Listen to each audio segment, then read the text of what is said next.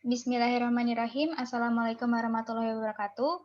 Kami dari kelompok 3 akan mempresentasikan hasil kerja kami tentang dokumen yang dibutuhkan dalam ekspor dan kelompok barang ekspor. Mata kuliah tugas besar 1 FF System. Sebelumnya, saya akan memperkenalkan anggota kelompok kami. Yang pertama ada Adinda Jasmine Rayandi, ada Dwi Arianti Nurayana, Lara Samarkesayanti, dan Risma Amanda. Pertanyaan pertama, dokumen utama dan dokumen tambahan yang dibutuhkan dalam kegiatan ekspor dan fungsinya.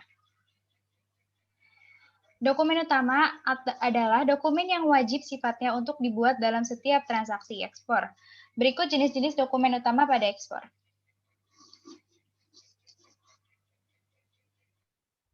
Yang pertama ada invoice atau faktur.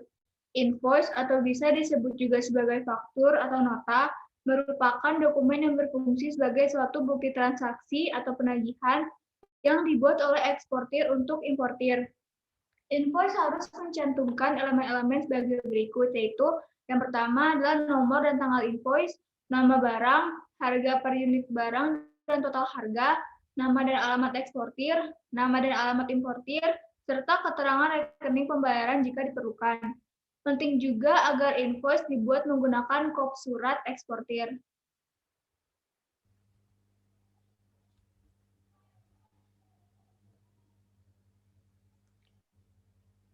Yang kedua ada packing list. Packing list adalah dokumen yang berisikan rincian spesifikasi barang ekspor sesuai dengan invoice. Ini dibuat oleh eksportir atau perusahaan yang melakukan pengemasan langsung terhadap barang tersebut.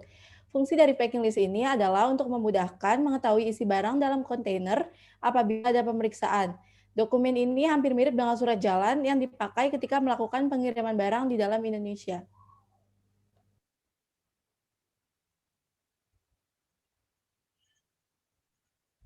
Yang ketiga ada Bill of Lading atau BL atau Airway Bill.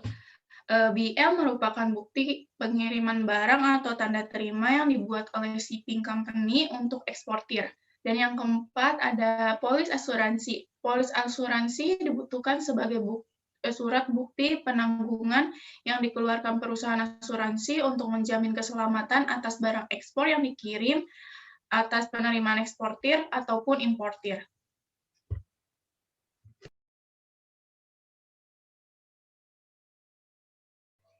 Selanjutnya ada PEB atau pemberitahuan ekspor barang. PEB adalah surat pemberitahuan yang dibuat oleh eksportir kepada kantor bea dan cukai sebelum setiap pengiriman ekspor. Pembuatan PEB dapat dilakukan sendiri oleh eksportir atau diwakilkan oleh forwarder. Lalu, PEB saat ini juga dapat dikirimkan secara online ke kantor bea dan cukai melalui sistem elektronik data interchange atau EDI. Yang keenam ada shipping instruction atau SI. SI adalah dokumen yang dibuat dan diberikan oleh eksportir kepada forwarder atau shipping company untuk melakukan booking pada kontainer dan ruang di kapal atau pesawat. Dokumen ini biasanya bisa dikirim melalui email.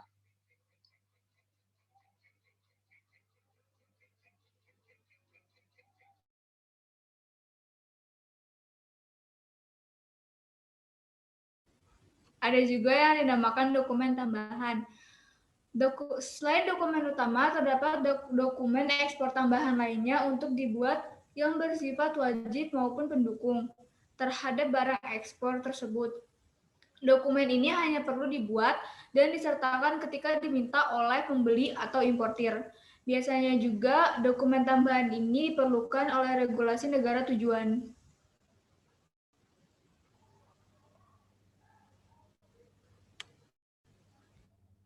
Yang pertama ada Certificate of Origin atau COO atau Surat Keterangan Asal SKA. COO atau SKA adalah dokumen yang menerangkan bahwa barang yang diekspor berasal dari Indonesia. Yang kedua ada Certificate of Analysis COA. COA adalah dokumen yang berisi hasil analisis dari produk yang diekspor. Analisis yang tercakup dalam COA ini disesuaikan dengan permintaan importir. Umumnya ini sesuai oleh standar wajib dari regulasi pemerintah, negara tujuan, atau standar umum yang berlaku.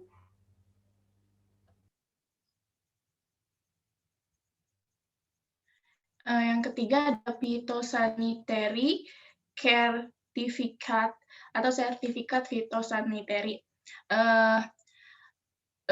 Sertifikat fitosanitary merupakan dokumen yang biasa diperlukan pada produk pertanian seperti buah, segar, rempah-rempah, dan lainnya. Dokumen ini menjamin bahwa produk yang diekspor terbatas dari kuman penyakit berupa jamur atau bakteri. Yang keempat ada fumigation sertifikat atau sertifikat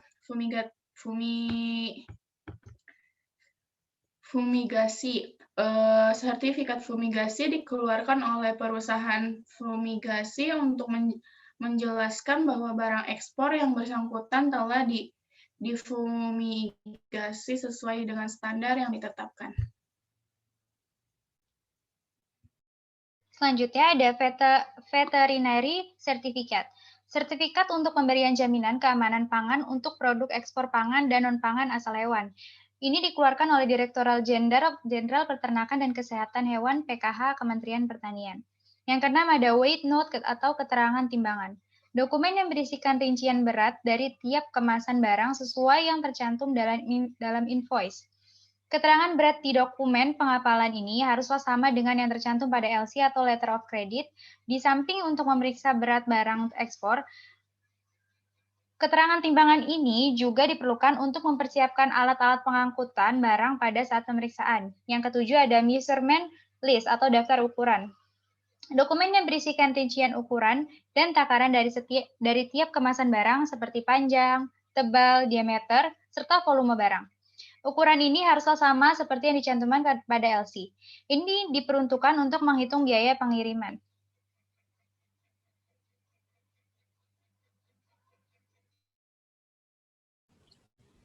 Berikutnya ada pengelompokan barang ekspor berdasarkan Permendak nomor 13 Mdag per 3 2012 atau tentang ketentuan umum di bidang ekspor.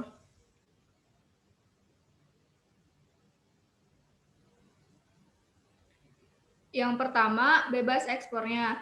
Semua jenis barang yang tidak termasuk dalam barang yang dibatasi ekspor dan barang dilarang ekspor.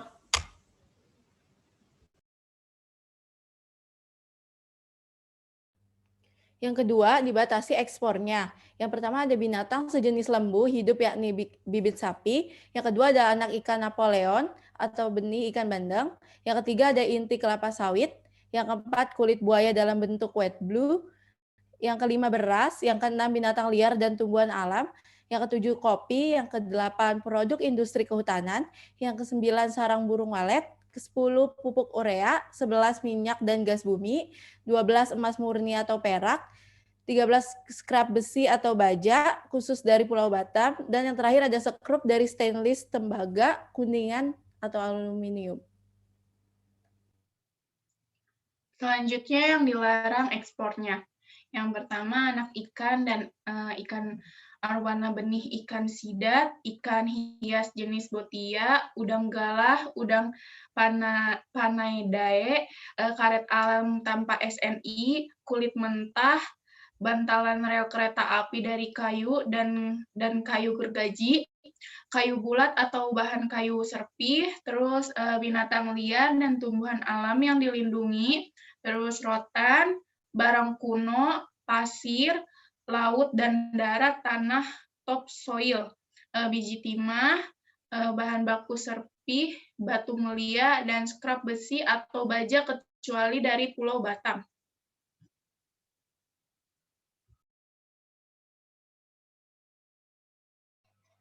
Sekian presentasi dari kami, kurang lebihnya mohon maaf. Wabillahi taufik wal hidayah. Wassalamualaikum warahmatullahi wabarakatuh.